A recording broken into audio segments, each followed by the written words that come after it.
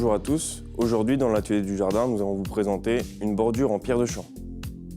Donc pour cet atelier, nous allons vous préparer un tas de pierres où on aura des pierres de Saint-Maurice-sur-Mortagne, donc tout près d'ici, qu'on va utiliser pour faire une retenue de terre sur un massif bombé. Donc tout d'abord, On va préparer le terrain. Donc faire une légère tranchée face au massif, donc légèrement en dessous du niveau fini qui sera la terre. Pour une meilleure tenue de la pierre pour l'assise de la bordure. pour ce qui suivra, il faudra réaliser un choix dans vos pierres pour avoir le maintien maximal dès la base. Donc prendre des pierres assez plates et assez grosses, ce qui évitera l'affaissement de votre bordure dans les années. Vous pourrez également trouver des bordures et faire un choix de celles qui auront le plus bel angle pour finir votre bordure au maximum.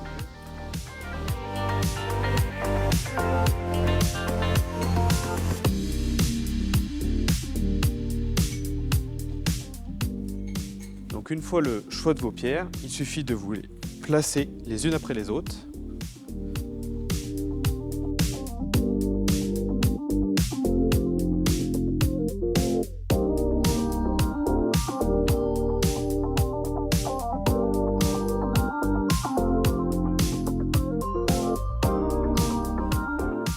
Vous pouvez également prendre un maillet ou une massette pour les imprégner et avoir un alignement le mieux possible.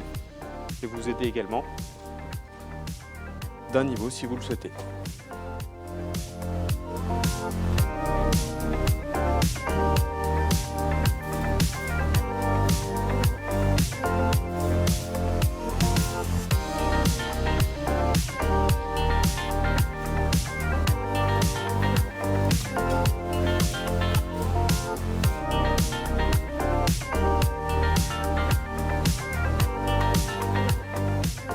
Il faut vraiment accentuer sur les grosses pierres en extrémité pour accentuer la tenue du mur.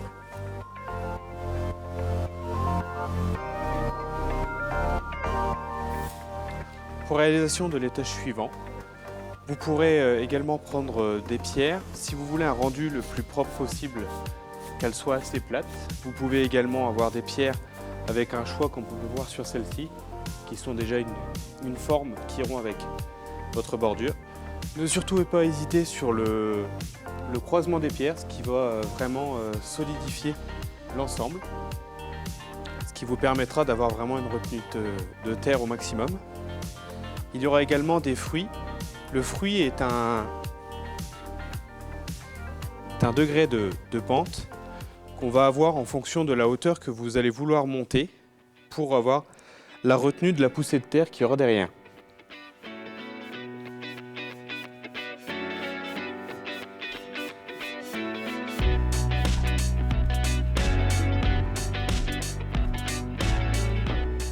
Donc c'est aussi très important de choisir l'orientation des pierres, qu'elle soit le plus stable possible et avec la plus belle face.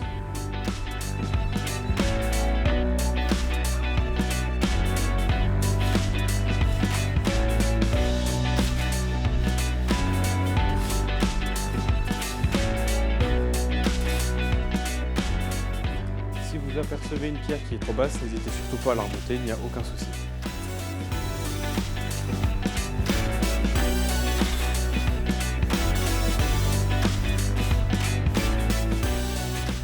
Si vous apercevez que dans les joints il peut rester un peu de terre, comme ici, qui est représenté par le sable, c'est toujours bien de l'enlever pour éviter la pousse des herbes entre les joints. Et si vous le souhaitez avec une bordure un petit peu plus haute, il peut être conseillé de planter certaines plantes qui favoriseront la solidité de l'ouvrage, par exemple comme du lierre, qui va s'incorporer dans vos pierres et ceinturer cet ensemble.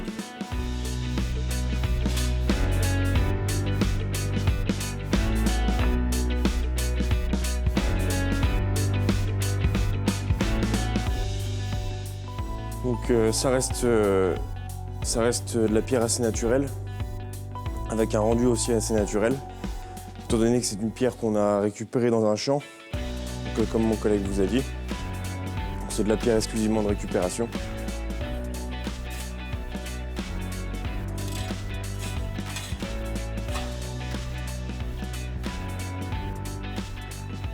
Donc le dernier conseil que j'ai à vous donner, c'est de, peu importe la pierre, celle qui vous semble le mieux, la poser dans votre mur et elle sera plus stable. Donc dès à présent, votre mur est terminé. Donc on se retrouve pour un nouvel atelier la semaine prochaine.